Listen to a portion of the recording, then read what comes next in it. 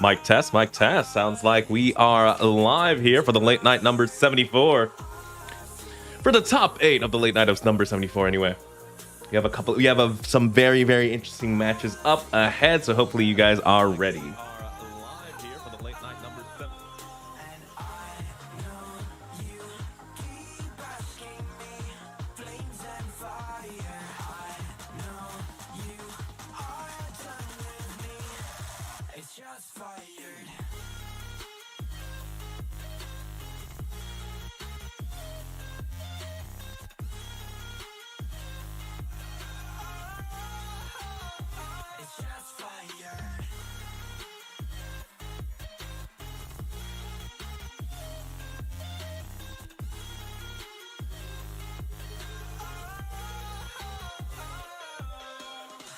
Wrong, but I made it right. You came begging day and night. I don't wanna hit the bottom. Don't go out of your state of mind. I've been counting 1 to 10. I'll be back when you begin.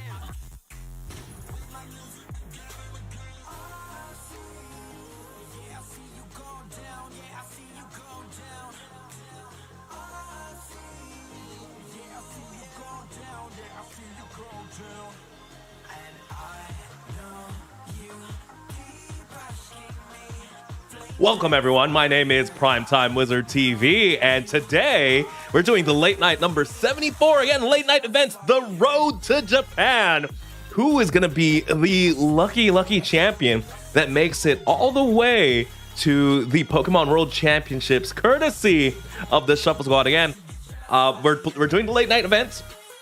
The best 64 people, the top 64 at the end of the current season, has a chance to compete at the late night invitational. That, again, prizing is a flight and a paid hotel in Yokohama, Japan, where the Pokemon World Championships are being held. And again, we're looking at the top 8 right now for late night number 74. It's quite a lineup for sure. And you know what? Each of these players should get points towards that invitational, but of course the most points goes to the champion. And again, very big late night today. I believe over 200 people, 250 participants, despite OCIC happening this weekend. There are well, actually, technically, you could compete here and still go to OCIC, but a lot of the competitive players are flying over to OCIC for sure. And, despite the big event, we have a huge late night this Wednesday, and I'm very glad you guys are joining us here today. For our first stream of the night, we're going to check out Evan Campbell. Yes, Evan Campbell and against Menlo621. It's going to be a Mew VMAX against, I believe it is Flying Pikachu Lugia. Looks like the match has started here, so let's go ahead and check that out.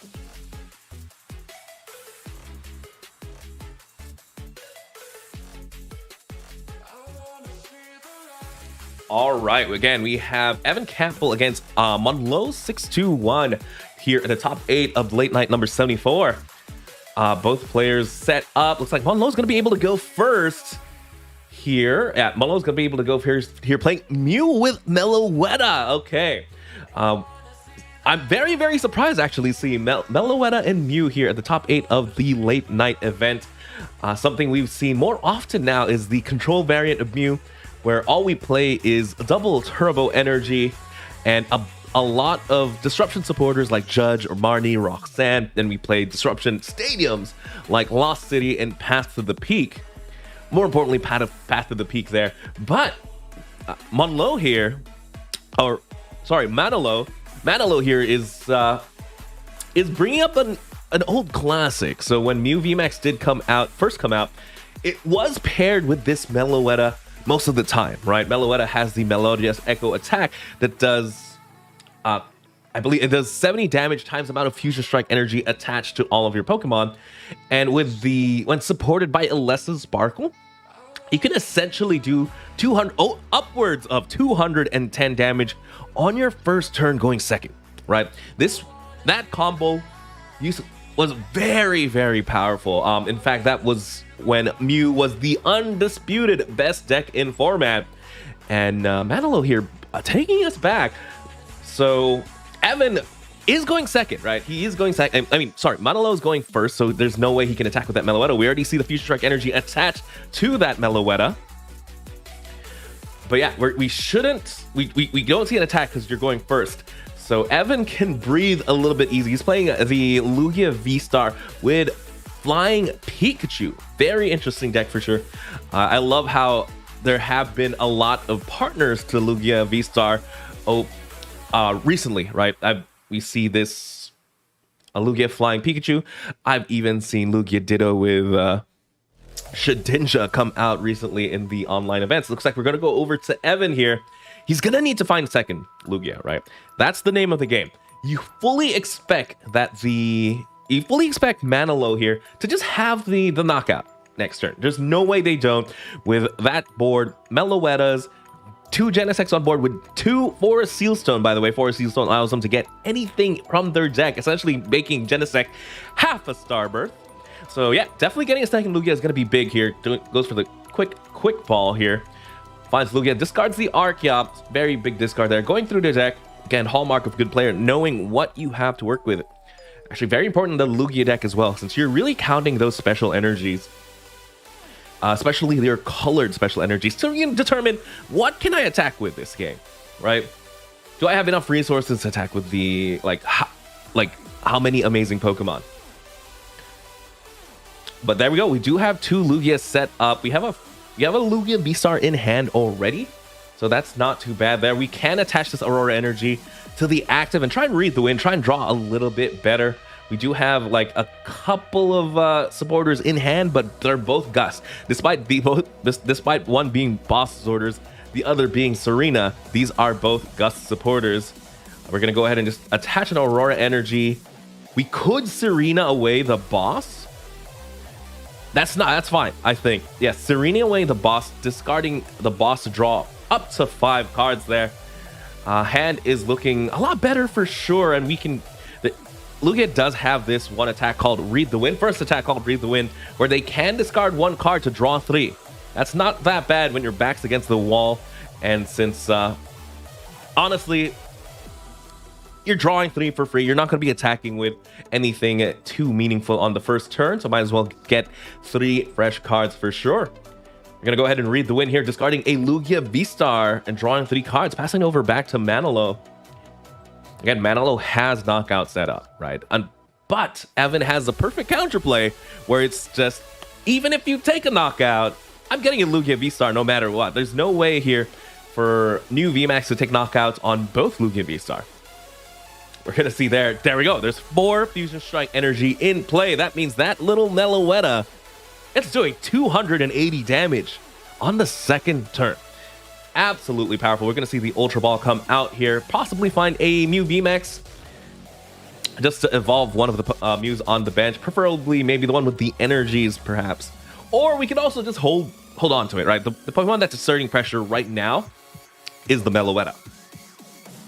But what Manilow has to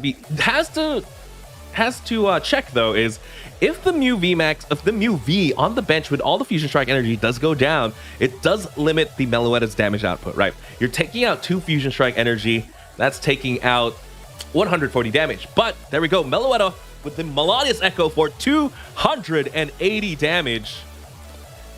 Not too bad. With that, Manilow does get the lead here. We're gonna see Professor Burnett. Very simple card where it just reads, as a supporter for your turn, search your deck and discard 2 cards. You know, sometimes those 2 cards are exactly what you need. We just need the Archeops in the discard pile. That's all we need for this turn. Great consistency card there. And now we do have Lugia all set up, and with the one of the most powerful V-Star powers in current standard format, Summoning Star, able to find yourself 2 colorless Pokemon. Could be evolved colorless Pokemon. That's why we do see the 2 Archeops come into play. And now Archeops with the Ancient Turbo ability, able to power up any Pokemon Evan does desire. We're going to go ahead and discard the Archeops there. Grabbing a Raikou. Raikou is a very interesting grab here. We do have the Speed Lightning Energy in hand.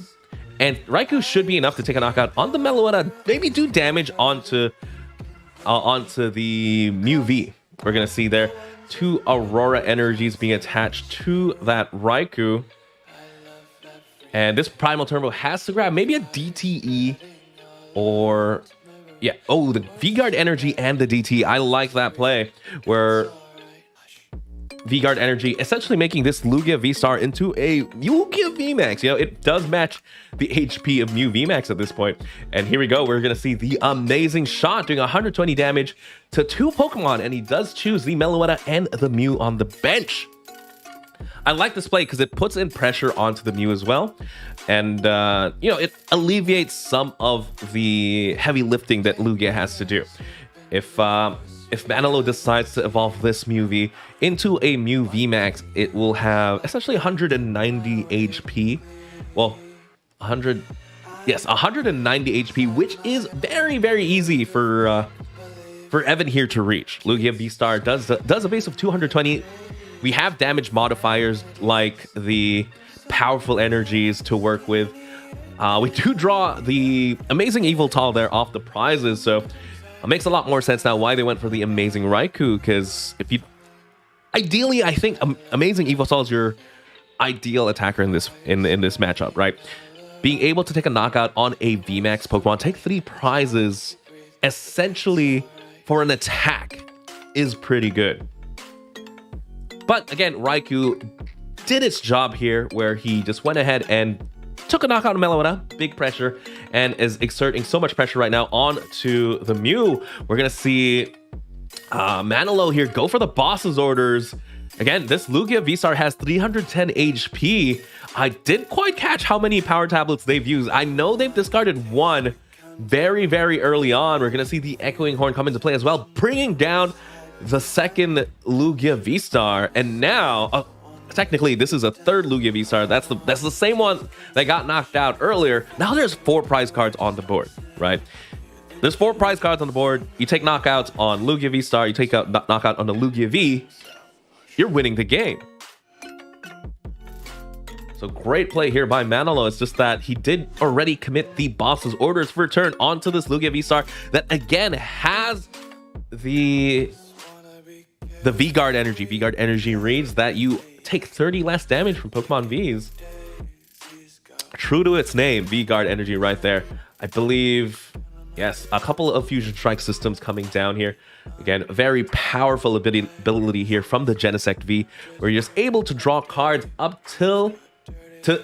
You can draw cards up to the amount of Fusion Strike Pokemon you have in play. And since there are 6, you draw up to 6 for each of those Genesects. There's another power tablet being played. They're still digging here. Manalo here is down to the last couple of cards in his deck. I believe that's the 3rd tablet played. We're going to see a cross Fusion Strike into a Techno. No, it was the 4th. Wait, 3rd. Let me do my math. 3. Oh, because... oh, sorry. So we're doing a base of 210 here. 210, 240 with the Choice Belt, and 3 power tablets. Yes, because we're not using double turbo. I'm so used to the Mew VMAX math with the double turbo energy. But Manalo here goes down to his last 2 prizes with a Raikou, amazing Raikou, all powered up, but the amazing shot isn't looking too amazing at the moment. It's not taking a knockout here, but you know what is? It's gonna be this Pokemon. It's gonna be Drapion V. Drapion V, the bane of every Mew player. Just a dark Pokemon that does 190 damage for no energy, thanks to that ability. But it is a 2-prizer though. So if Manalo can take... well, he can.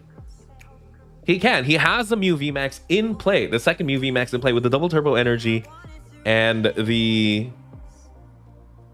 yes, with the double turbo energy and the Choice Belt. So he has to go for the Lugia this turn.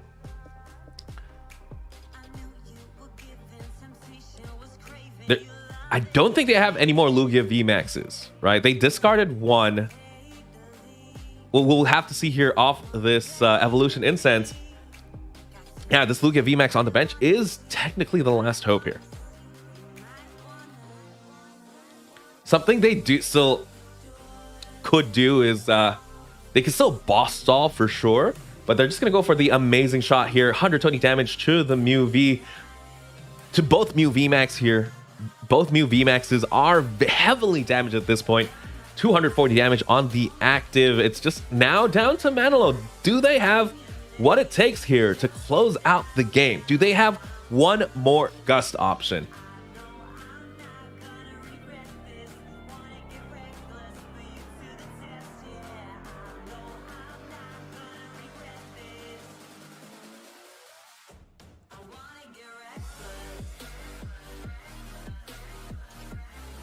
All right, and it looks like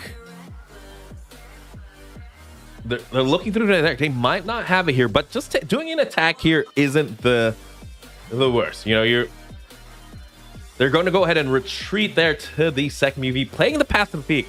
Now, denying that Drapion V from using its ability, and it is just going to take a knockout there on the Raikou, probably signaling that, you know what, they don't have any more Gusts.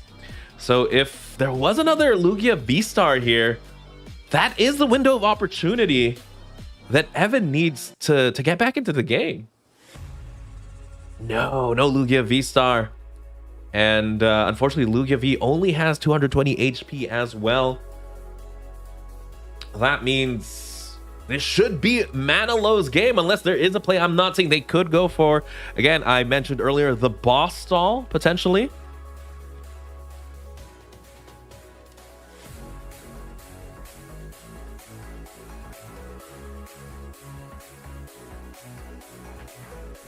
Oh, they're manually powering up a Drapion now, which is something you can do. But again, your opponent's down to the last two prizes.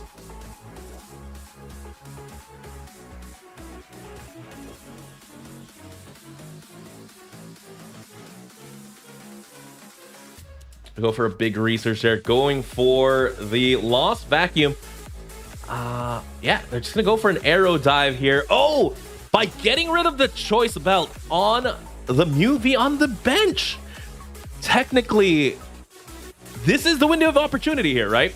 The Mew V now there's no more choice belt. There's no more choice belt in the play, right? Oh, they go for the escape rope here, and that should be game. Sorry, what I was thinking too, that 10 HP on the Lugia V was everything, right? Right now, they're only doing a base of 210, but thanks to that escape rope, going for the Techno Blast here, now it is just enough. So heads up there. Very great play by Evan, because that's something I definitely did not see coming. All right, let's go ahead and go back to desk here while both players set up. What a game. Okay, I counted Evan out for 1 second. You know, there's no more Lugia V-Star. There's no more Lugia V-Stars in the deck. I was thinking, you know what? There's 2 choice belts on both Mew VMAXs. That's a knockout on absolutely anything on Evan's side of the board. But I didn't quite think of, you know what?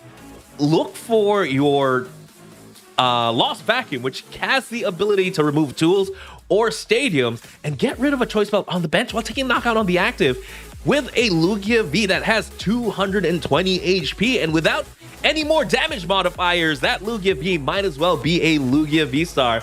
And you know what? Second game now is about to start. Let's go ahead and jump in. But congrats to Manolo for taking that first set.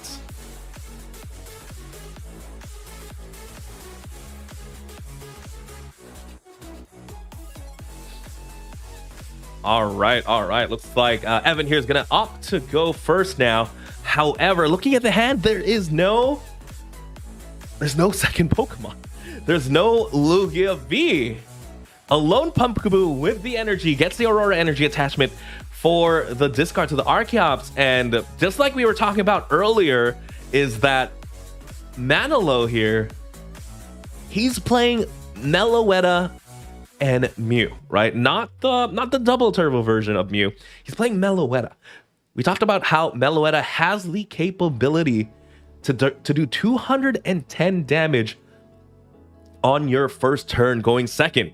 So if Manolo here can do it, if he has the capability to do it here, he will take this game, the entire game. He will go ahead and proceed to top 4 of the late night.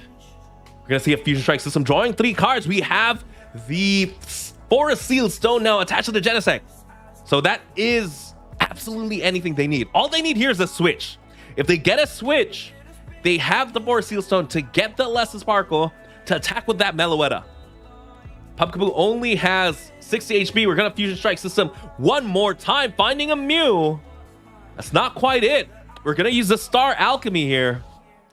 Gotta think, do they have it? Or do they go for a Battle VIP? If they don't have it just yet, they can keep thinking. There's the Battle VIP pass, finding themselves 2 basic Pokemon. It's gonna be 2 Genesects here. We have 2 more chances at the... Now we're gonna need Switch and the Lesson Sparkle. Does Manolo find it? Again, that's a big 4 cards. A lot of pressure on those 4 cards. Could essentially win him this entire game. There's the Switch onto the Mew. All we're missing now is the Lesson Sparkle. We're only gonna be able to draw 1 though. That 1 card has to be everything. It's gonna be a Cram-O-Matic. Tails, unfortunately, again, Cram-O-Matic. If it was heads, that would have been the game.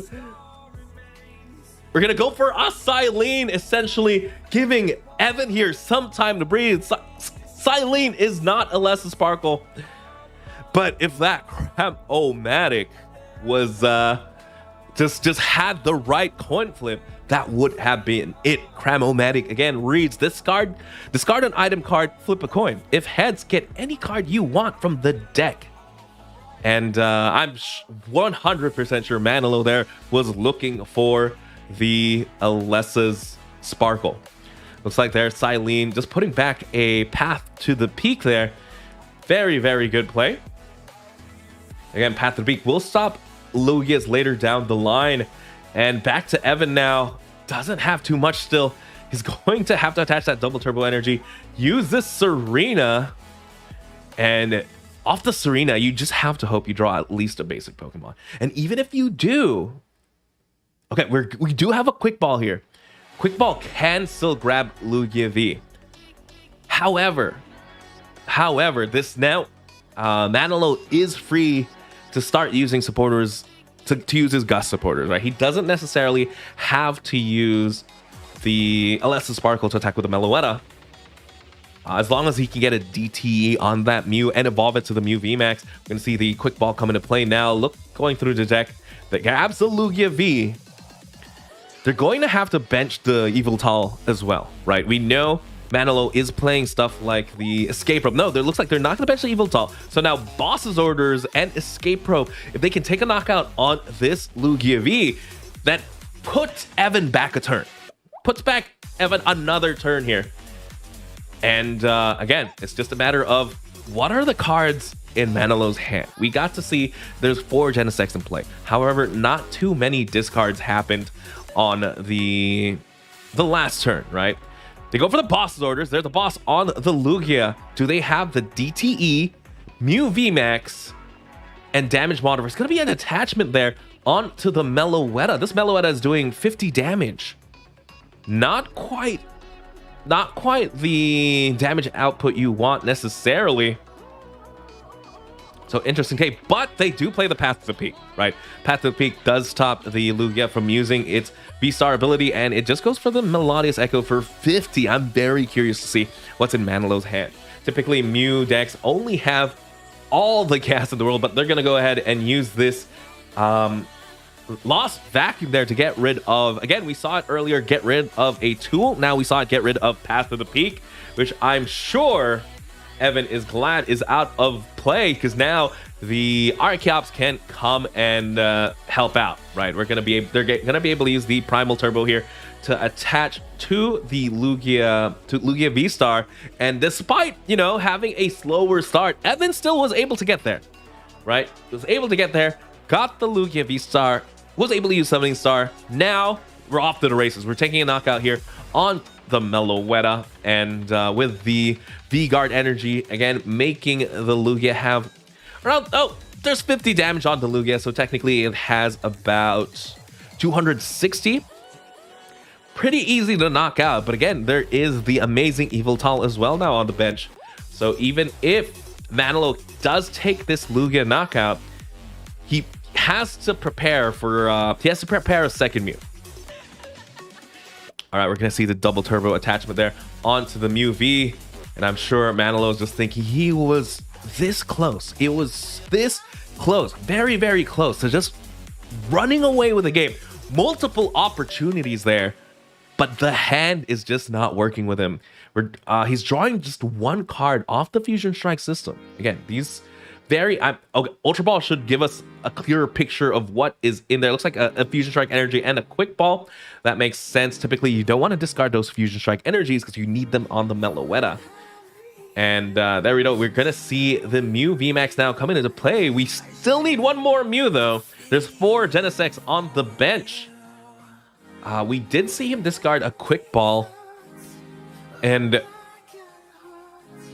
yeah, let's see. How many Mews does Manalo play? I remember in the Fusion Strike variant, sometimes you're playing a lower count of Mew. So there could be a possibility that some Mews are prized. Going over Manalo's deck here. No, he plays the full 4 Mew V, 2 Mew VMAX. Opts to grab another Meloetta instead, though. Very interesting play. Maybe... Oh, I can see it. It's because the next attacker lined up should be the amazing Yveltal, right? You don't want to put in another Mew VMAX, right? You want to force your opponent to an odd prize game, right? So after Manalo here takes a knockout with the Mew V, they can attack with the Meloetta on the following turn.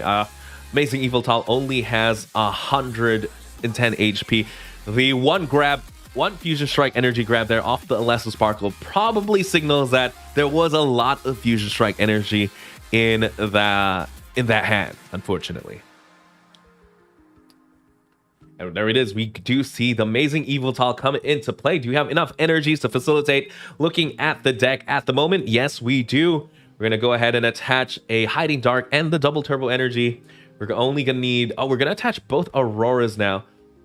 And this is a knockout. However, your next knockout isn't quite lined up yet. You can attack with the Archeops. And there it is. We see the amazing destruction. Just take a knockout.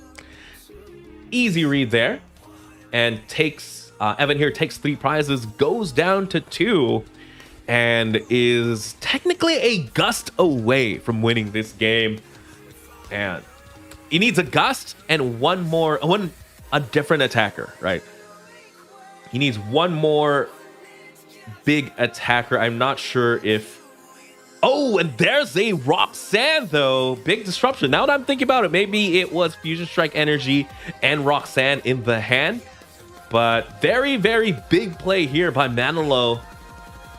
Is opting to take a knockout with the Meloetta. So very heads up. Again, I was wondering why they didn't set up a Mew, but you don't need a VMAX here to take a knockout on the amazing Yveltal. And you're only putting up 1 prize, and you're Roxanning your opponent. Making it that much harder to find the Gust option. Very heads up play here by Manalo.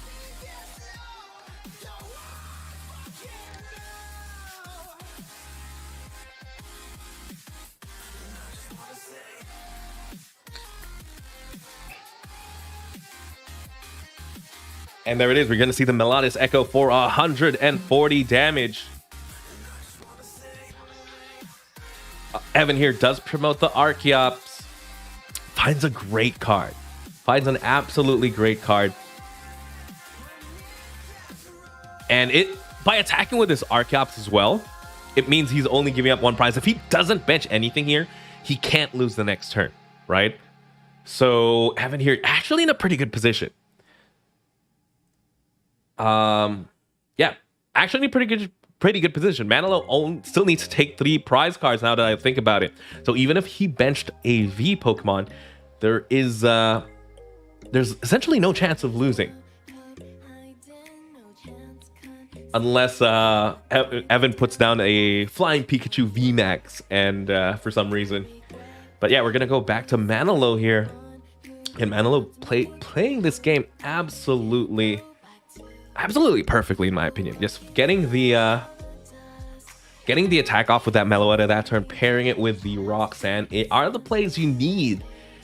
Are the plays you have to make it here at the top 8 of the late night events. But looking at Evan's hand, he's fully prepared for everything. He's fully prepared. As long as this hand does not get disrupted, Evan should be able to run away with the game here.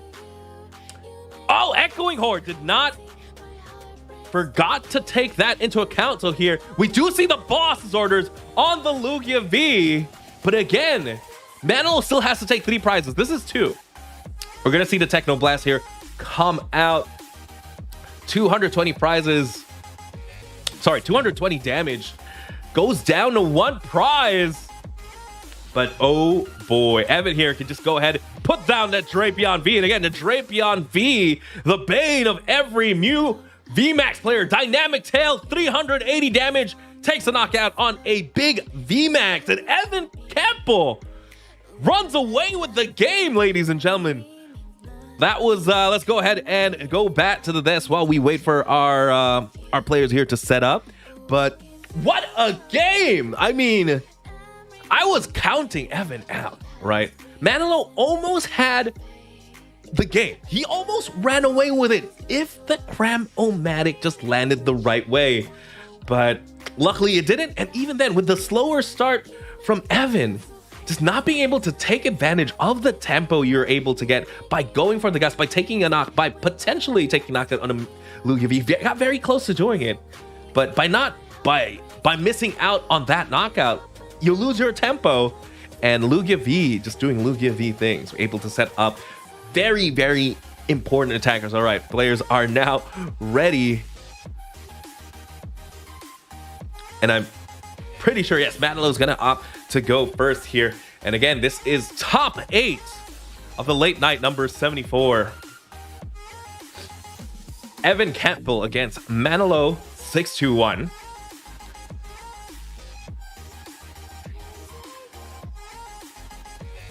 And again, Manolo playing the Fusion Strike variant of Mew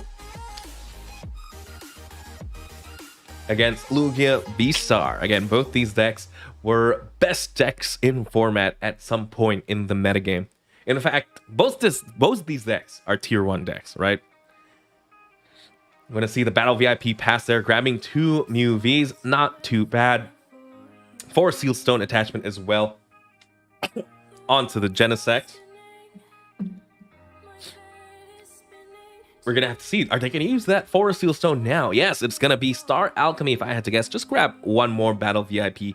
I'm sure Manolo here would love to just set up very comfortably. Again, with six Fusion Strike Pokemon in play, you know that the Genesect player is going to be having a good time. In fact, just getting the natural double Battle VIP pass on your opening hand, as a Mew VMAX player myself, I always feel very, very confident in the rest of the game, right? Not only are you getting rid of 2 essentially unplayable cards for later in the game, like the Battle VIP passes, you're getting 2 of those out of the deck. You're also setting up your board. You're drawing multiple cards. This is on your first turn. All you're missing now is possibly like an energy attachment onto the Meloetta or the Mew here. Gonna see a Cram-O-Matic land heads that time. Finally giving Manolo a card they need. But again, if I had to guess, it's probably just attachment for turn, or maybe a supporter card to set up on the next turn. All right, they're gonna be looking for a boss's orders to knock out a Lugia V, just in case Evan can only put down 1.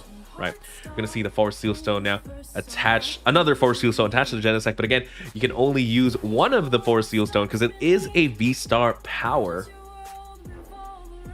And Manolo has already used it. We're gonna go use a Trekking Shoes there, just discarding a supporter and getting a new card in hand. So Yeah, again, Manilow was able to dig fairly deep into the deck, but now here, let's see how Evan responds. Evan with a pretty big hand here.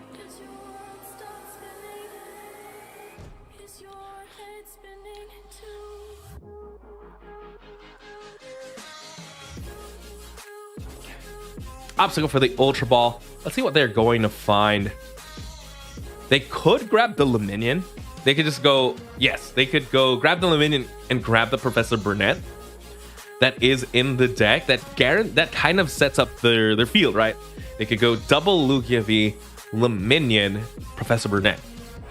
And something of note is what's in the active at the moment is the Meloetta. Meloetta only has 90 HP. At some point in the game, Evan can just go ahead and attack with the Meloetta. We're going to see it there. Luminous Sign, able to find any one supporter in the deck, and might as well find that tech support. There's only 2 Archeops in the deck, and they're going to go ahead and drop both Lugia Vs. Very, very safe turn. Very commanding turn for Evan this time as well. It's not a lone Pumpkaboo and attachment for sure. Let's see how, for Evan. Let's see how Manilow decides to respond to this.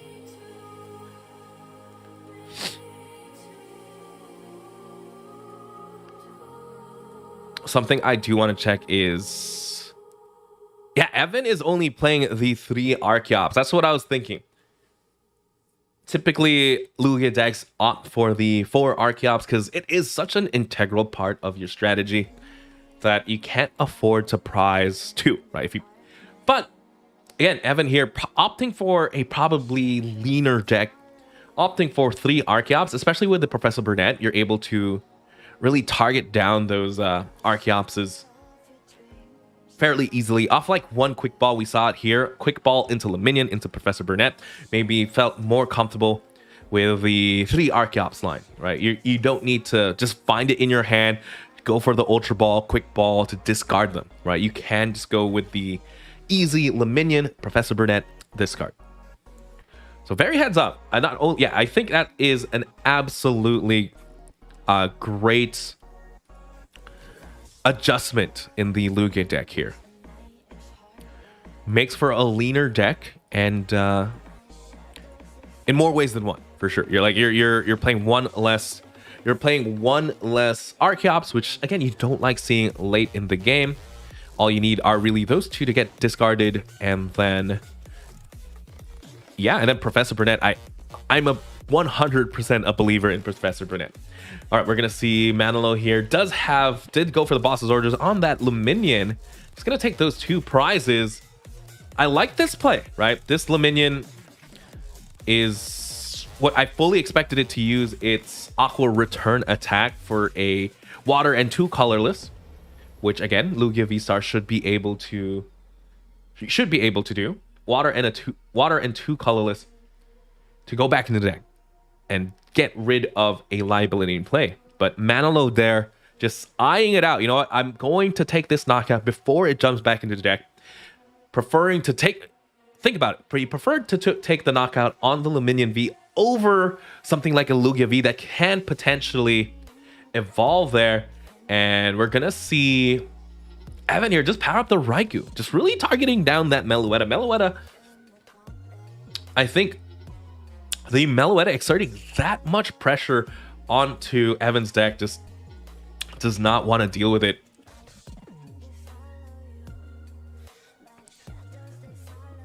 Evan here now has 2 Lugia V-Stars in play. Definitely a lot harder to knock out than a simple Lugia V. So it's back to Manilow. Like, to be able to win this game, Manilow has to only take V knockouts, right? Because Evan here is 2 attacks away from winning. All he has to do is attack the Mew, and then attack the Mew with an amazing Eviltal. We're going to see Manilow here. Cramomatic coming in clutch once again. Maybe apologizing there to Manilow for the very crucial tails earlier. Let's see, we're going to opt to find. Something Manilow does have access to is the Echoing Horn, right? If they can Echoing Horn the Luminion V, Yes, if they can Echoing Horn the Luminion V, it's going to be as simple as a Gust. You're not going to need any damage modifiers to take those 2 prizes. That is something he has access to here. And at some point, Evan has to attack with the Lugias, right? He can go into something like an Yveltal to knock out an active Mew VMAX for sure. But we're going to see just an attachment there onto the Mew V. There's an escape rope coming in now. Yes, totally forgot. Since Mew VMAX did use Technoblast the last turn, that means they have to find a way to switch. And Escape Rope is definitely that way to switch. We're going to see the Genesect now draw up to 6, playing the Lost City as well. Another thing they could do is just take a knockout on this Archeops. So if they take a knockout on this Archeops, it does slow Evan down a little bit. But we're going to see the Echoing Horn come into play. There's the Luminion. Do we see the boss's orders? That's something that hasn't been played yet. Again, there it is. There's the boss's orders on the Luminion. And all they have to do here is retreat to the Mew VMAX on the bench. And that Mew VMAX is already ready to attack there.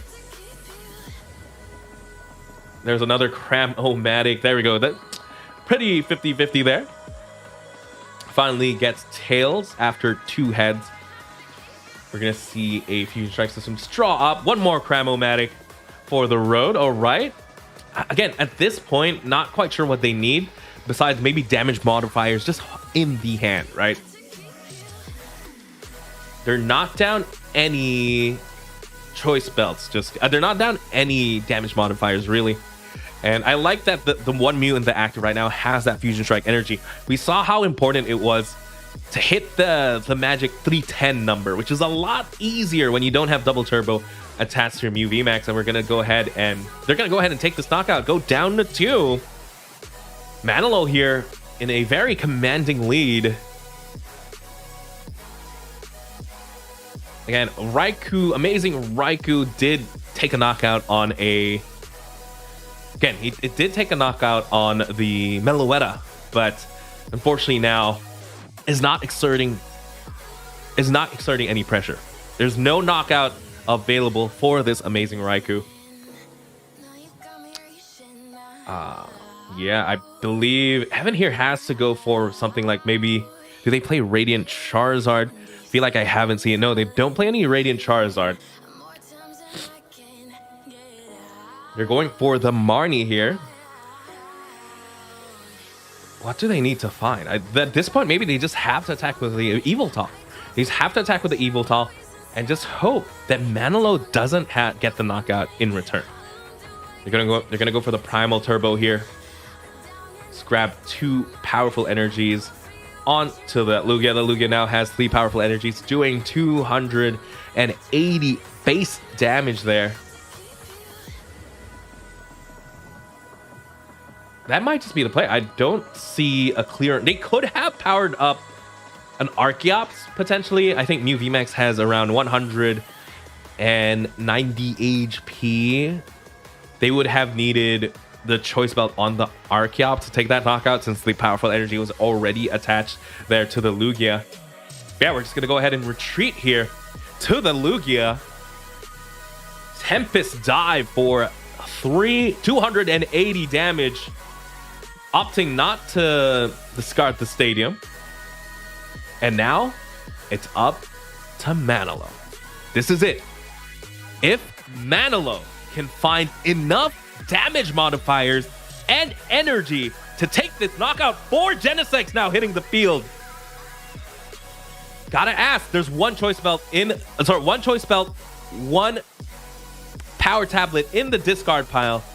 We've seen it already, right? You only need 1 choice belt, 3 power tablets to take this knockout. Manalo also has access to something like the Silene. I'm not sure if they've already played it this game, but yeah, we're gonna go ahead. Fusion Strike System for 6. They're gonna be able to see almost everything in their deck. There's 1 power tablet. There's 9 cards left in the deck. There's a Fusion Strike Energy attachment there onto the Mew. Mew's doing 240. We need 3 more damage. There's a Boss's Orders. Boss's Orders means we only need...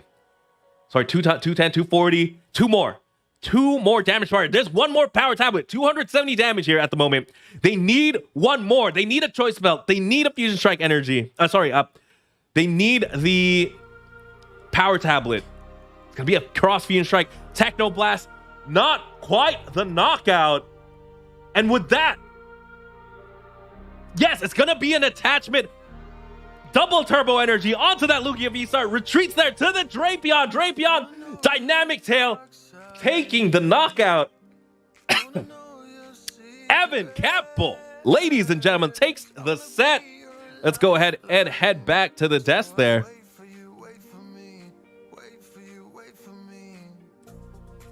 What an intense game. When we talk about games that are down to the wire, that could have gone literally either way, we're going to have to think of that game in particular, right? Manolo was literally a coin flip away from running away with it all, right? Could have possibly ran away with the turn 1 knockout on the lone Pumpkaboo to take the set, to proceed to top 4. And here, game 3, again, Manolo was 10 damage short. 10 damage short from winning it all. From taking a knockout on the Lugia V-Star. This went down to a game 3. This went down, ladies and gentlemen, to 10 damage. Absolutely close. As close as it can get. So great plays from Manolo. I think we all learned a couple of new tricks as well there. I love the Meloetta play. Just setting that up. Meloetta, double attach into a Roxanne. Great play for sure. Let's go ahead and check top 4. Looks like we have Tomo 1713 against Chris Fontenot and Evan Campbell against Matt Vandersloot.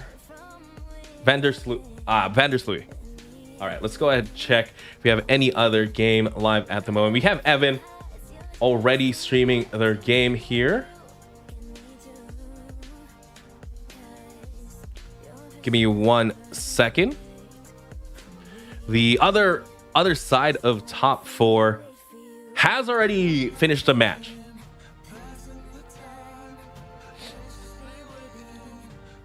Let me check if we can check out that top 4. If not, we can always go back to Evan for their top 4 match. Yes. Looks like we do have a... Let's go ahead and check in on the other side of the top 4.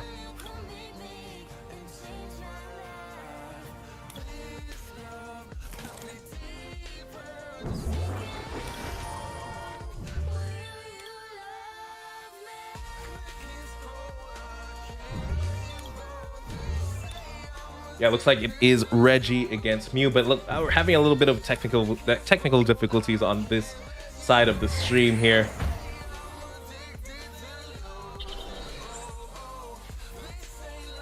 But yeah, multiple Mews in today's late night top 4 for sure. And now up against Reggie, the Reggie deck. It is Tomo 1317 against Christian Fontenot. Christian Fontenot, yes. And Christian playing the Reggie deck against this Tomo's Mew VMAX deck. Something of note in play at the moment is the Collapse Stadium. Do excuse me. Again, the stream not quite as clear at the moment. Maybe we can just go ahead and jump back into Evan's side. Yes. Give me 1 second.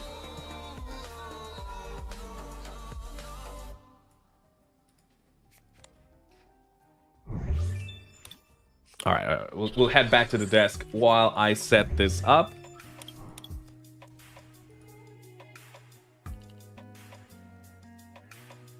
All right, this side of the stream looking clear for sure. Let's go ahead and check this out.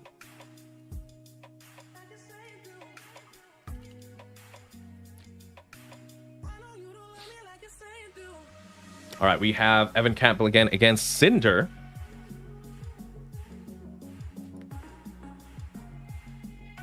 Yes, Evan against Matt. It's going to be Arcturalodon this time against Lugia VMAX. Lugia V-Star, excuse me. Looks like Evan just starting out with the lone Luminion. Does get the attachment on the Luminion. Evan here opting to just go for the Summoning Star. Summoning Star for 1 Archeops. And yeah, Summoning Star off for 1 Archeops just to put in that pressure, right? Just to take a knockout on that Lugia V before it becomes the Lugia V Star, I think is just the play you have to make. You have to hope here that Cinder does not evolve this Duraludon V. Like, hopefully they just don't have the Ultra Ball. Oh, just as I say it, there it is, the Ultra Ball there. Gonna be able to find the Duraludon VMAX in. Duraludon VMAX, absolutely an absolute powerhouse of a card. Absolute tower for sure. With the Skyscraper ability, it's not affected by damage. Sorry, you can't damage this Pokemon if your Pokemon has a special energy attached. Which, that's all Lugia V-Star plays.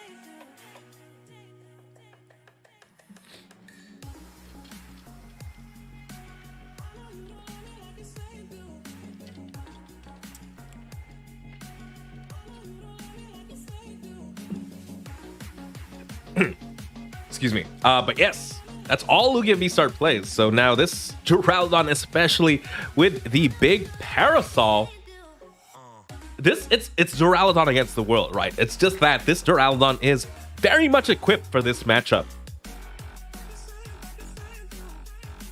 Again, when the attack G-Max Pulverization does 220 damage, that is enough to two-shot almost everything in Evan's side of the field. They're going to need to find some very specific cards here. They're going to need the Yveltal for sure. And they're going to need to...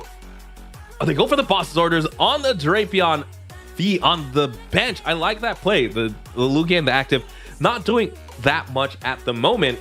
And just powering up the Yveltal on the bench there. Because he's going to have to do that. There's only one Archeops in play. You can't just go Yveltal, surprise Yveltal. There's no way to power it up in one turn when there's only 1 Archeops in play. So you're going to have to put it on the bench, which means this is it. This is the most crucial turn for the game. And there it is. That's what I was going to talk about. If you get the Boss's Orders on the lone Yveltal, that's the only way Evan has the capability to deal with the Duraludon. There's nothing else in Evan's deck, and there it is, the quick concession there. Duraludon takes the first match. Very quick game there. Let's head back to the desk while both players set up there. I was just about to talk about it, but again, looks like Cinder had everything they needed in that opening hand. Who needs a Arceus V-Star Starbirth, right? When you find the cards you need, they had the Duraludon VMAX, they had the Boss's Orders, but again, that deck does play multiple copies of both those cards, right? So it's no surprise to find it necessarily. But yeah, so huge win there from Cinder, despite, again, Evan putting in the pressure, right? Definitely putting in the pressure, taking knockouts on the Arceus V very early in, but then not being able to set up a second Archeops because of it. Both players are now set up. Let's go ahead and head back to the game here.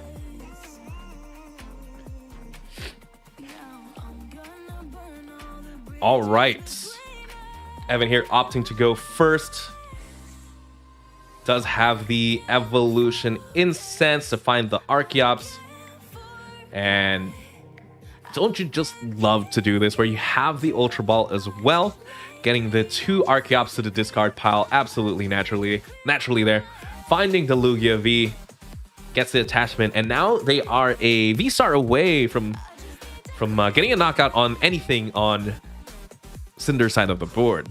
However, we don't see the Lugia V-Star just yet. There is a supporter, so there are Evan's gonna be able to see at least 4 cards on the following turn. Back to Cinder here. Needs to find a second Pokemon.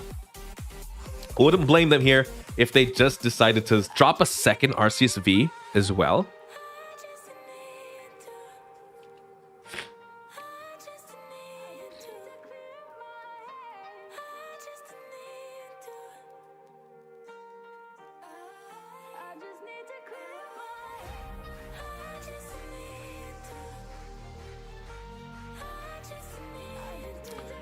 Sorry about that. But yes, second Arceus V coming down, just like we said. Again, we fully expect at least one of these Arceus to go down this next turn if Evan can draw the right cards here. Well, actually just draw the right card. It's specifically one card Evan is looking for, and there are multiple outs.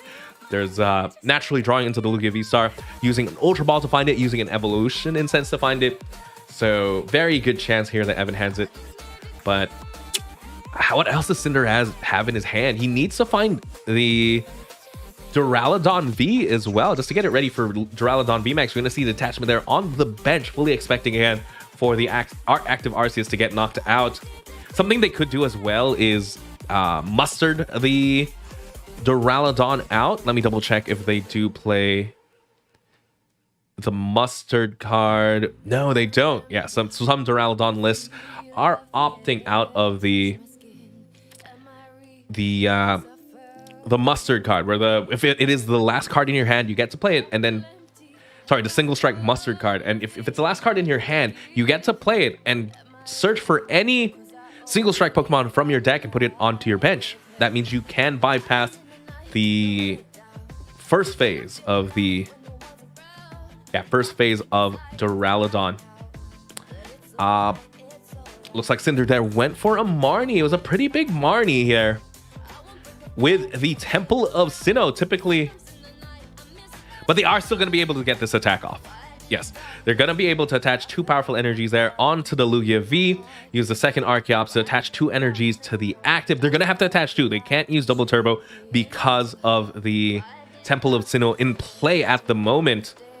So very, very big Marnie there. Goes to the Lugia V-Star, and Lugia V-Star just going to take this knockout, take two prizes, as well as discard the stadium in play, right? I'm sure they would. Oh, they could opt to not discard it this turn, right? If they don't discard the stadium this turn, that means yes. Sometimes it's a little bit automatic for me, right? Temple of Sinnoh is a card that you don't necessarily like to see as a Lugia player. Temple of Sinnoh shuts off it turns every special energy to a colorless energy, right? And typically Lugia V-Star has the attack that just gets rid of stadiums in play. You saw there Evan hesitate, sometimes a little bit automatic for me, just get rid of the Temple of Sinnoh. But he debated on, he didn't get rid of it there because Arceus V-Star needs a DTE to attack. And with Temple of Sinnoh in play, that means that play isn't possible. That's why we do see here the Training Court being played now. So Arceus V-Star now free to be able to get the Trinity Nova off. I'm pretty sure the grab there was the Duraludon V on the bench and the DTE. It's going to be a very big... Oh, and the boss's orders on the Archeops. Cinder here, again, realizing that the way he loses this match is if the Yveltal comes out of nowhere, right? So a good way to force that situation where he has to drop the Yveltal first is getting rid of one of them. Just like what we saw in the last round where they just had to put it down because there's only one Archeops, and exact same situation at the moment here. We're going to see there's the Lugia V-Star now, just taking a knockout there on the Arceus V-Star. Getting rid of the stadium as well. Going down to 2. Evan here, very, very close.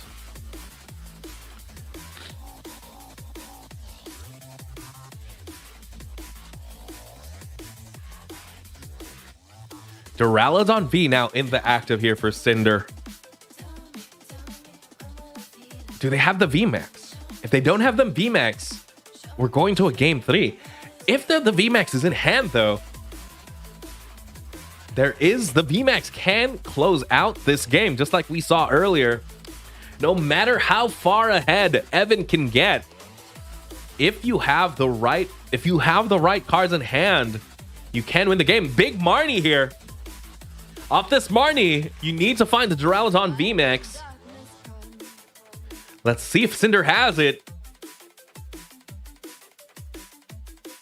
Very, very tense situation. Again, Evan just has knockout. This Lugia V-Star, excuse me, is doing enough damage to knock out any base Pokemon V. The only thing that survives this turn is the Duraludon VMAX. The fact that Cinder isn't just playing it down here as quick as possible is making me think he doesn't quite have it. There's a Pokegear here. Pokegear allowing them to find themselves another supporter. There's the boss's orders in hand. So just signaling, if you drop the Evoltal, I have the knockout on it. But is the VMAX in the hand? It's going to be breaking Swipe, and Cinder here not finding the right cards this time. This Lugia V-Star is just going to take this knockout. Yes, Duraludon only has 220 HP and 270 damage there with 4 powerful energies. And Evan ties it up. Evan again, always bringing the games to game 3. No. Let's go ahead and head to the desk while we wait. But yeah, Evan just being able to force these game 3s in a very, very precarious situations, just like we've seen the last round. He lost the first game as well, was able to bring it back in the second and clutch out the third. Well, let's see here. Cinder's going to be able to go first, though. That's going to be huge. Looks like both players are now set up. Let's head back to the game here.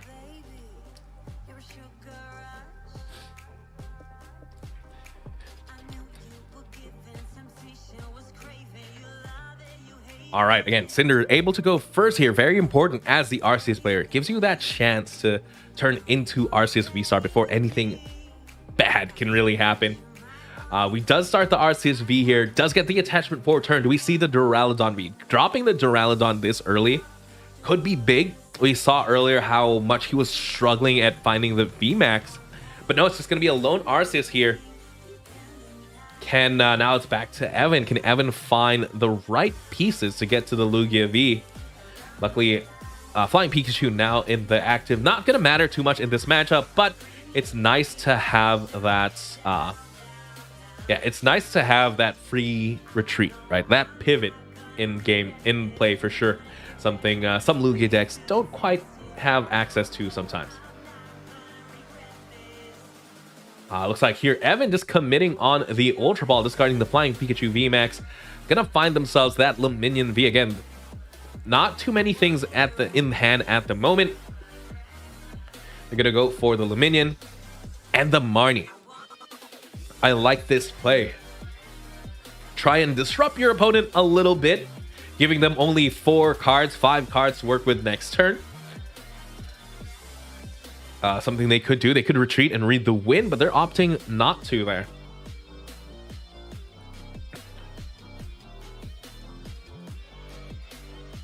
Just a quick pass now back to Cinder's side of the field. They do have a quick ball, so they at least have a second V Pokemon. They have a second Pokemon in play at least. Finding the Duraludon.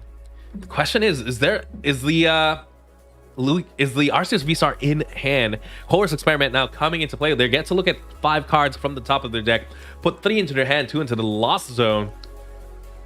It's gonna be big. The Arceus V-Star has to come down here. Oh, they sent one to the Lost Zone. Makes me think they got multiple. So Arceus V-Star now in play.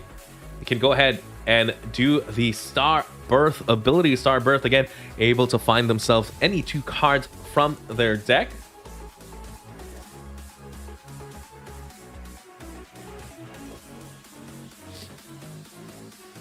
There it is, Star Birth. And let's see, if I had to guess, double turbo attachment for sure. Maybe a second Duraludon, right? Just to guarantee.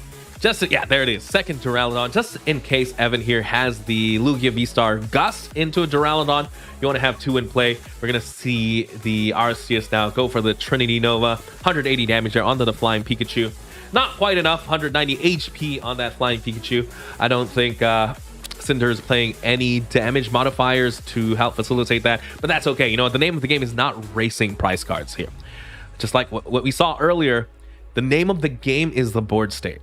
Whoever has the better board state is going to win this game. We're going to see 2 Luminion Vs now come into play. Just finding a Marnie.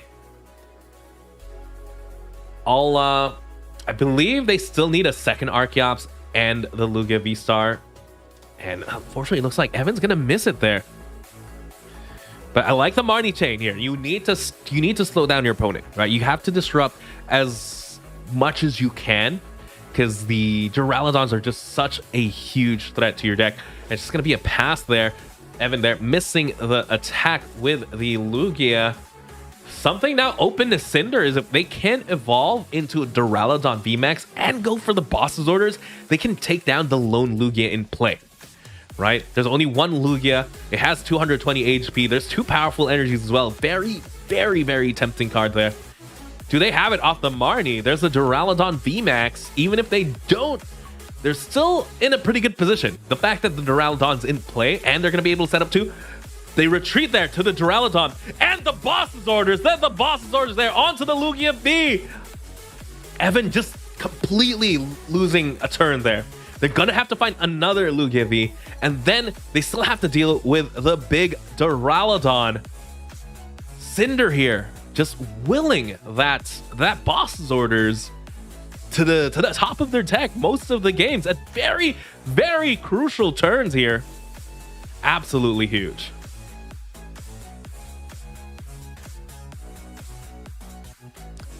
Yeah, Matt is playing 4 Core Experiment and 4 Boss's Orders. So again, 4 Boss's Orders, 4 Gusting options, plus the 4 Pokegear. You should fully expect them to see it almost every turn. And I like that Flying Pikachu there was trying to go for the Thunder Shot just to buy themselves a turn. You know, go for the sneaky paralysis. There's a Pokegear. Just like we talked about, if they can get boss's orders one more time, they win the game. No, all right, there is going to be a Marnie, but again, still, the Duraludon still in a very commanding position, right? But yeah, still in a very commanding position. Just being able to attack here, taking 2 prizes off the Flying Pikachu should put them very, very ahead. And then they'd essentially be 1 gust away from winning. You know, they don't have to get the boss's orders right now. They can wait a turn, especially with a double turbo energy now on the Arceus. And there's 2 Luminion in play. There's going to be a G-Max pulverization there, 220 damage onto the Flying Pikachu. This, it's Lugia against the world now. Yeah, they're going to opt to promote the Luminion. There's the Lugia V-Star.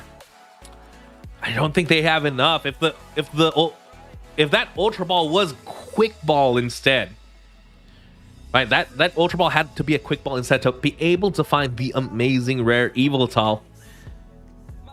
I think here you just attach to the Luminion and just fly up. You just go Aqua Return. If he has boss, he has game. Evan here just realizing that's gonna be it. Again, just losing all the tempo there. Let's go ahead and head back to the desk. Oh, congratulations to Matt or Cinder there. Again, just able to win on board state. That's the name of the game when you're playing Duraludon. You want to make sure you take out your you take out the threats to the Duraludon, right? If your opponent is out of ways to knock out the giant tower, doesn't matter how many prizes they have left, you're going to be able to win that game. And Cinder definitely realizing how to maneuver that matchup to exactly where he wants. So absolutely great plays there, but huge congratulations to Evan, and again, thank you for streaming their game. They've been down, I've counted Evan out multiple times in this top 8, right? It came down very, very close against that Mew deck where it came down to 10 HP. In my mind, I didn't quite see it happening, but Evan just able to bring it back, you know, able to make that comeback and make it to the top 4 and just facing a very tough matchup. And at that point, right, despite the fact that I saw multiple Duraludons, the Duraludon take a knock out of Lugia, I still believed, because if anyone could have brought it back, it was Evan. But unfortunately, the cards were just not in his favor at that moment.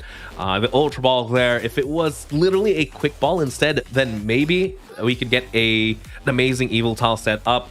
But again, top 4 in an over 250 person tournament. Huge congratulations, Evan. Let's go ahead and check here if we have the next game. We do know Cinder is in the final, so we can go ahead and hang out or catch their stream. They are streaming their games as well. And looks like finals is up and running. Let's go ahead and check it out.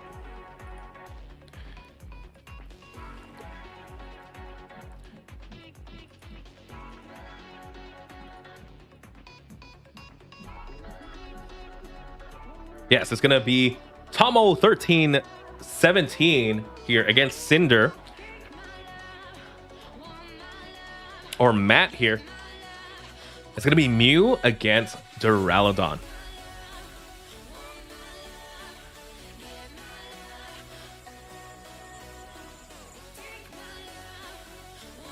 All right, looks like Cinder here was able to go first, get the attachment there on the Arceus. Tomo is playing the technically the more traditional or the more prevalent version in this current metagame, where it's only double turbo, no Meloetta here. And I'm sure if they had the Meloetta, taking knockout on this Arceus would have been big.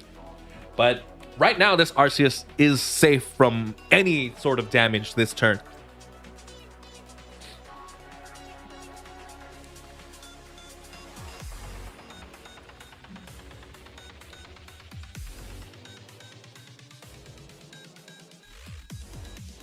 All right, again here, Tomo just setting up name of the game right now, just finding those Genesects, finding those Fusion Strike Pokemon to put in play to facilitate the draws.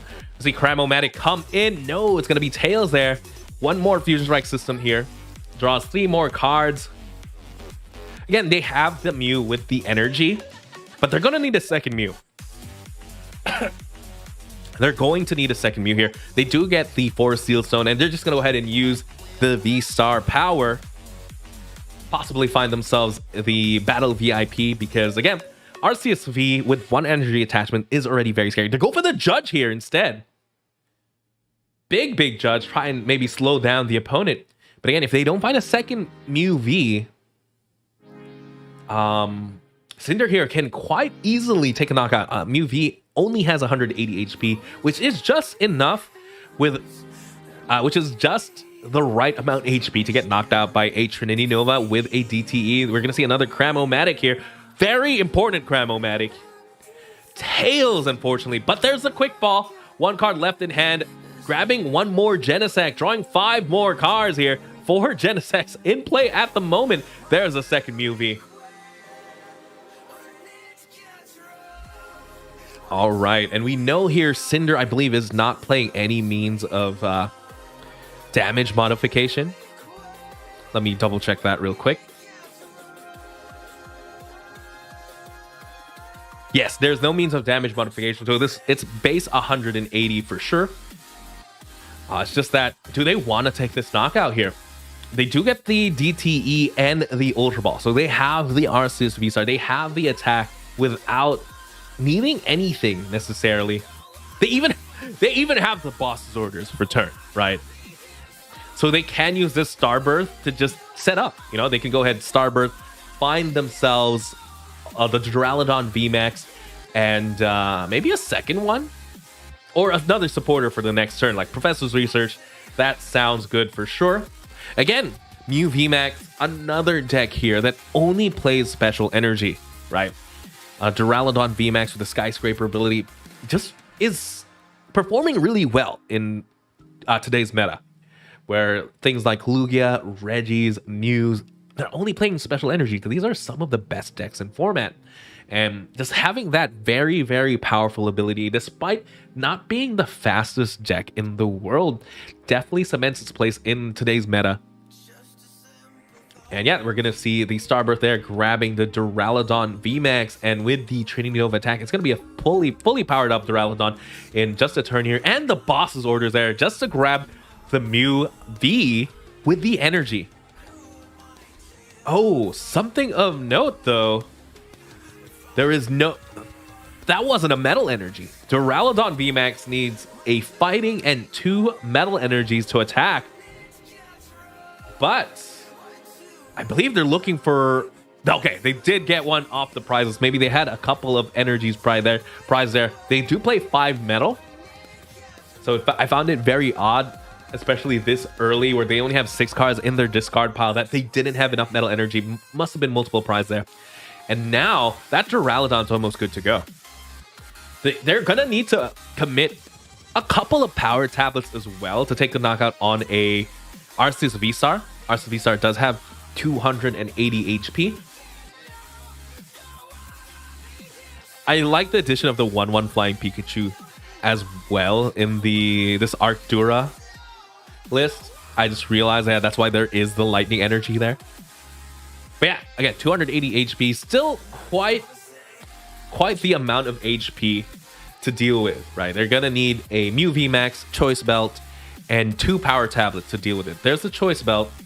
They still need the Mew VMAX, the energy attachment, still quite a bit. Again, you're digging here. You're digging through this deck to deal with what is essentially not really the threat, right? You're dealing with an Arceus V-Star. After you deal with the Arceus V-Star, you still have to deal with the Duraludon. And I'm not quite sure how you do it besides the Max Miracle. Again, you can Max Miracle to about 130 damage. It's a 130 damage shred to the Duraludon. But that you're essentially 3-shotting the Duraludon. Maybe you have just enough time there. But it's going to be Technoblast, 250 damage. Not quite the knockout.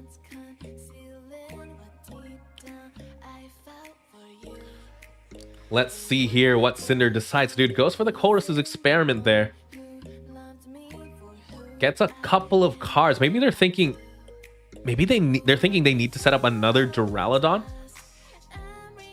But do we have the energies to facilitate that necessarily? If they do set up 2 Duraludons, that should be game. Right? That should be a board state that Mew VMAX cannot just go over, right? But you do run the threat here. Let me double check the list as well. If the Mew VMAX list, if they're playing things like the Echoing Horn, right?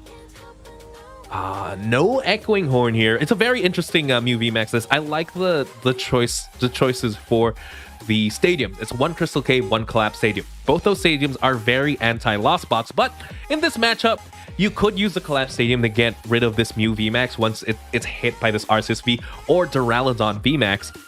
And but other than that, there's no Echoing Horn, right? Since there's no Echoing Horn, I feel much safer in putting down this Duraludon V.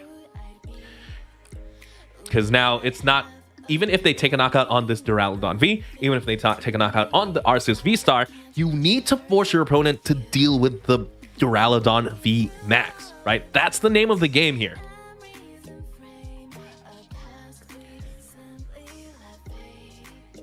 And yeah, we're going to see the attachment there onto the Mew V. Do find the boss's orders. So again, just like I said earlier, they're going to be able to deal with this Duraludon. They still need to find the switch, technically. They don't quite have it just yet. There's a cross switcher discarded there by the Cram-O-Matic. They did get heads. Let's see if they have this switch. It's going to be a retreat. I switch card there. So they are able to deal with this Duraludon. But again, it's A-OK. 7 cards left in the deck. So Tomo here has a 6 card plus 2, 8, 15 cards. He has 15 cards total to work with here to deal with a Duraludon VMAX. And I don't quite see how they do it necessarily. They're just going to go ahead and promote the VMAX at this point. Able to just take these 3 prizes, which is big. You know, this is the thing. This is what is stopping me from calling Duraludon VMAX a control style deck, right? Yes, you are tanking, right? You're trying to control the metagame. You're trying to control your opponent's board state to a point where they can't deal with Duraludon. But at the same time, you have to remember Duraludon VMAX is doing 220 damage. That's a lot of damage. You know, that's enough for you to really put in pressure, to put tempo, to gain tempo in this game. And just look at this board state.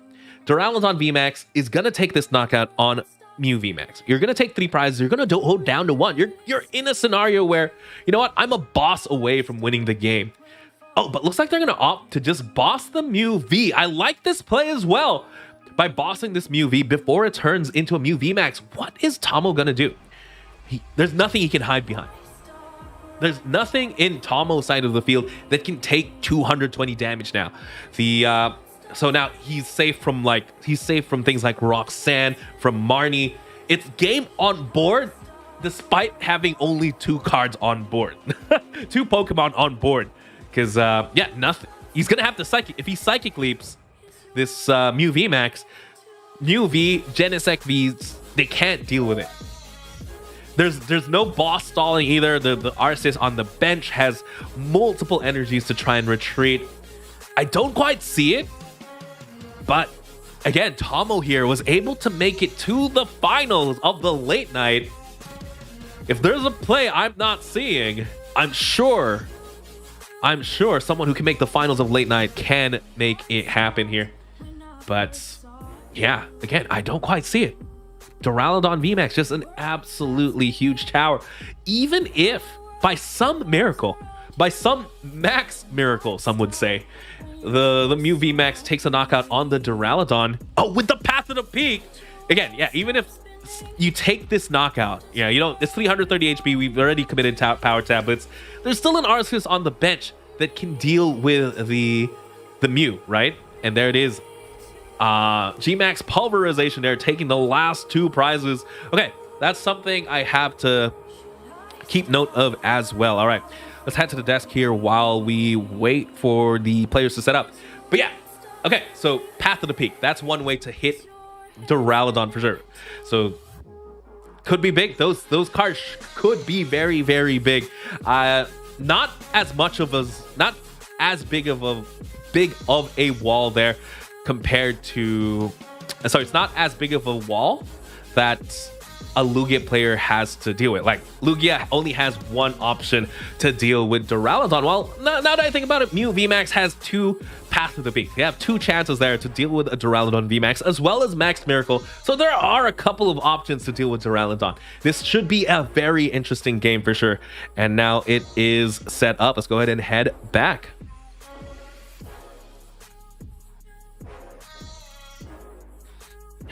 All right. Tomo here opting to go first. While, okay, this is big, right? They're going for an Ultra Ball. They're discarding a Power Tablet. By discarding that Power Tablet, the 1 Path of the Peak, Quad Tablet, and Choice Belt play to knock out a Duraludon VMAX no longer on the table. But again, sometimes you have to discard some crucial cards to really get set up here. Something I'm sure Tomo would have loved to see is just a Battle VIP pass on the first turn. Yeah, they're just gonna go for a Fusion Strike system here for 2. Can they draw into Battle VIP pass? Maybe even cram O-Matic to try and get there. There's a DT attachment to the Mew, and not that much. Back here now to Cinder. Cinder here only has the lone Arceus in play. Goes for the Chorus's Experiment. Does get a Quick Ball. That was very important. And debating on the 3rd card. We saw earlier how crucial those Metal Energies were, because he had a couple prize. So I'm sure he's yeah, there it is. I'm sure he was hesitating just based on the scenario from the last turn. And he has another supporter in hand, so the Chorus not as important. The DTE getting attached there to Arceus. They do have a Quick Ball here.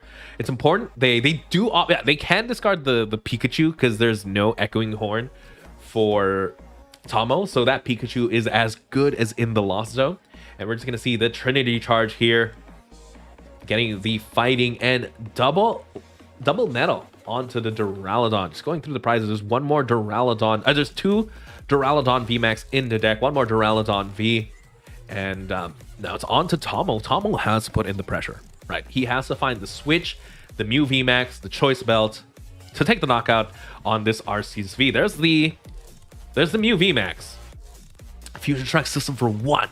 Not what you like to see in this scenario, but it's going to be an Ultra Ball. Okay, so there is the chance for a Genesect train to just happen here. We're gonna go ahead and Fusion Strike System for 4. And again, once the Genesect train has left the building, it's pretty hard to stop. And this is one more Fusion Strike System here. That should be the last one, because the last bench space should be saved for another Mew V. We're gonna see a quick ball here. All they need here is a damage modifier, but they did have to discard a Choice Belt and a Power Tablet earlier. No, it's gonna be another Genesect. Really? Are they gonna discard the Genesect? No. What? They're gonna keep the Genesect. They're going big here. They really, really don't want the Arceus V to turn into Arceus V-Star. We're gonna see one more Fusion Strike System here for 6.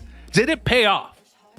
Again, you have to find yourself a damage modifier in the form of a Choice Belt or the Power Tablets to take this knockout.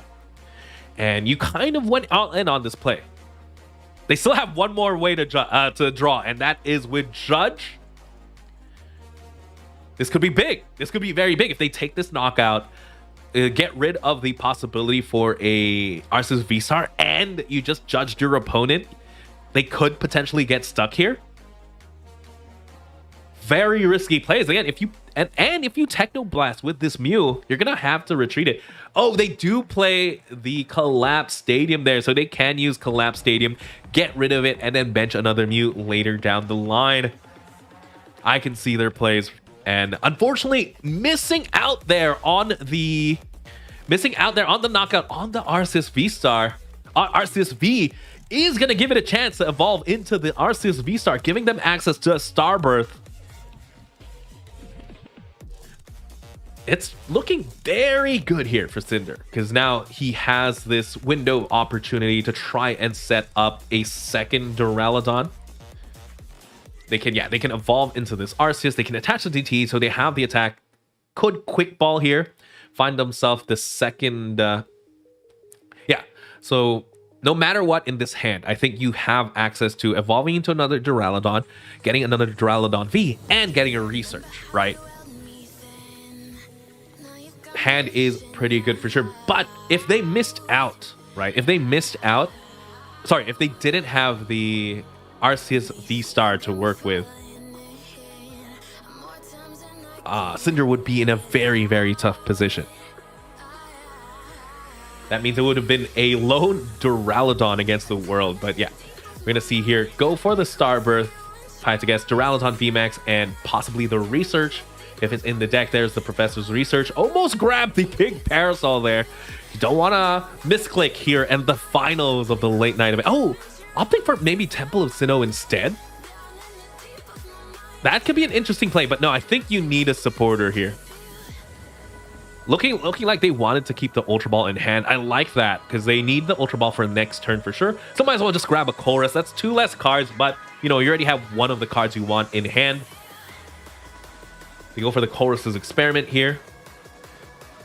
Boss, Marnie, and the Energy. If I had to get, yep, there it is. And they could attach the DTE, or they could attach the Metal Energy. Looks like they're going for the Metal Energy instead onto the Arceus V. Do they have enough there to power up a second Duraludon? Yes, they do. And just like that, 2 Duraludons are almost up and running. Tomo is in a tough position. We know there's Ultra Ball in hand. Bumps the stadium there, gets the Crystal Cave into play. Again, a very anti-Lost Box stadium for sure. And does have the retreat into switch card, so this Mew VMAX can attack once again. But I'm sure here they need to find a way to knock out the Duraludon V on the bench. Just like earlier, they cannot deal with 2 Duraludon VMAX. I don't think the Mew has enough resources to deal with 2 VMAXs. So they have to take this knockout before it evolves. So in order to do that, they need a damage modifier and the Gust. Question is, do they have it here?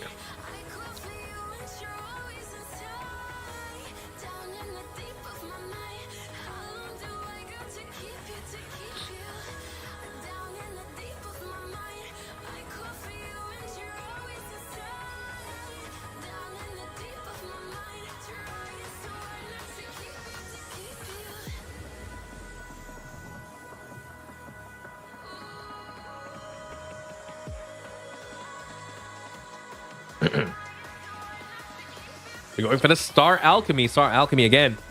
Half a Star Birth here. Finds anything they want from the deck. But they still need 2 pieces, I believe.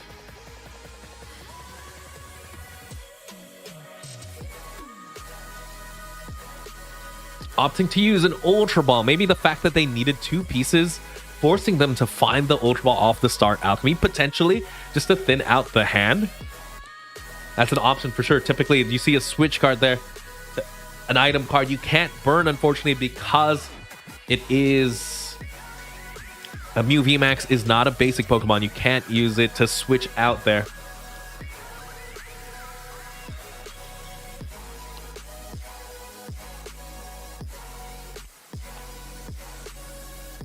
You're gonna see a quick ball. There's four Genesect to work with. You have to imagine that Mew VMAX just has to draw the right cards. You know, you're drawing so many cards at this moment, but there are a lot of unplayable cards like the double turbo energies, maybe a couple of Pokemon you can no longer play because your bench is full. We're gonna see the Lost Vacuum here again, just thinning out the hand. Big draw here. It's gonna be a draw 4. There's the Cramomatic discarding a Battle VIP. It is heads there. So at least one piece of the puzzle should be in Tomo's hand. There's the boss's orders onto Duraludon and the power tablet. So there it is, Cross Fusion Strike into a Techno Blast for the knockout. And just like that, it's going to be Arceus and Duraludon against the very similar board position, in my opinion, since as the last, very similar board position to the last game here, right? There's one Mew VMAX on the bench. There's a Mew V heavily damaged. We have a boss's orders in hand. Do they go for it again? You know, earlier that was the game-winning play, right? That was a game-winning play on Cinder's side of the field. But however, this time it's still 2 prizes off.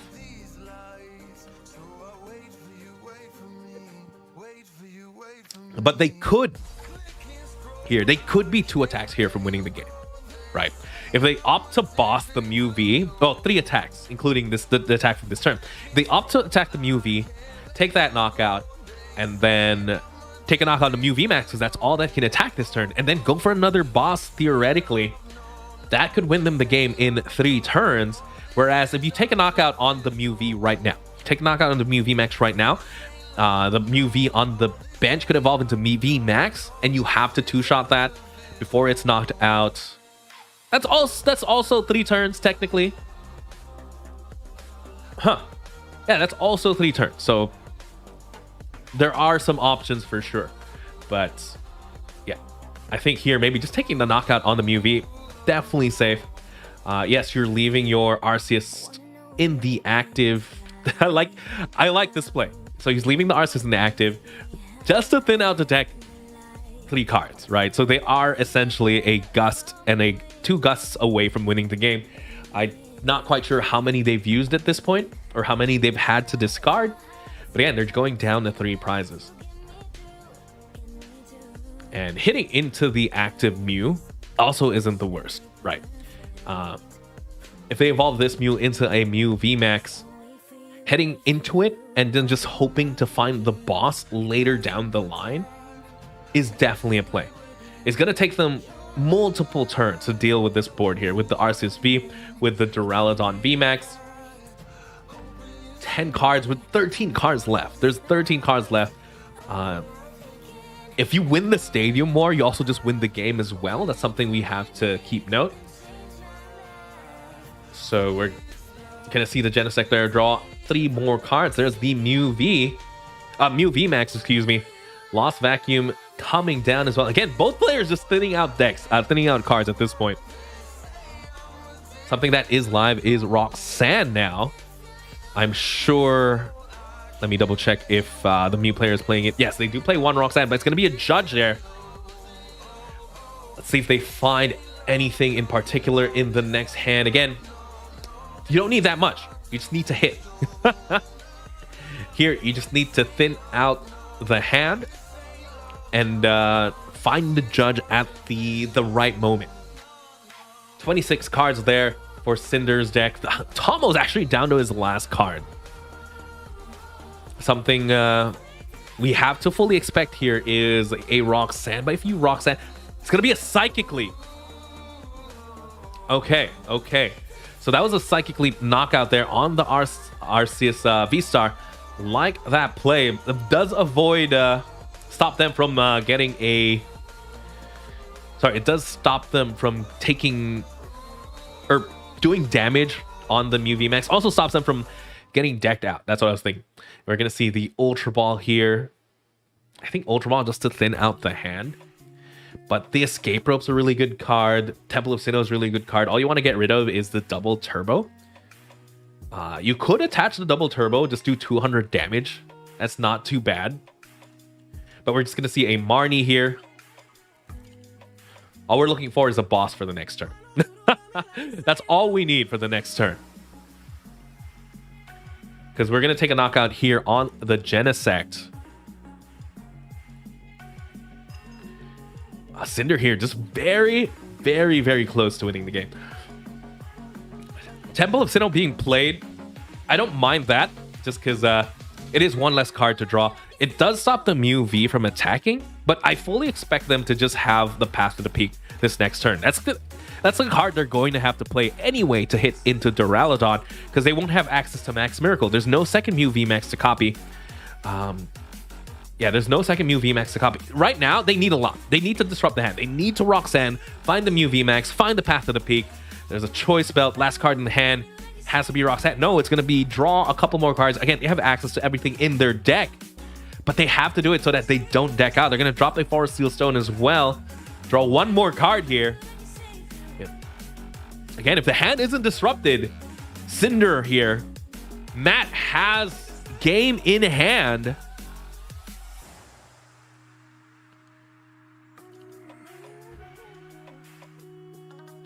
Tomo down to one card. There's the Path to the Peak. Cross Fusion Strike into a Psychic Leap there, doing 80 damage. But here it is. Matt Vandersloot. Cinder does have the boss's orders and G-Max Pulverization to become tonight's late night number 74 champion. Absolutely huge. Again, we got to see just how powerful this Duraludon VMAX is. And let's go back and hang out at the desk there while we talk about, while we dissect that game. Again, Matt just being able to put in the pressure. Like, again, Duraludon VMAX almost feels like a control, but also, you know, it's 220 is nothing to scoff at. 220 shred that goes through absolutely anything. That means if you're attacking with something like the Rolling Iron on Gudra, for example, that reduces damage, it goes through that.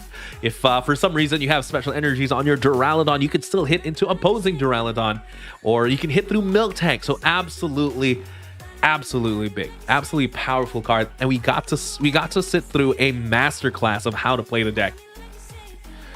Again, manipulating the field so that your Duraludon is in a good position to close things out. That's one way to play it, or just putting in the pressure. Again, 220 damage after 180, absolutely big. And again, very, very good deck in today's metagame. And we got to see it play against almost every special energy deck and piloted well, just like our champion here, Matt Vandersloot. Absolutely huge. Again, congratulations to Matt, the late night number 74 champion. He is this much closer to that trip to Japan. With that, on behalf of the Shuffle Squad and myself, PrimeTimeWizardTv, thank you for tuning in and have a good night.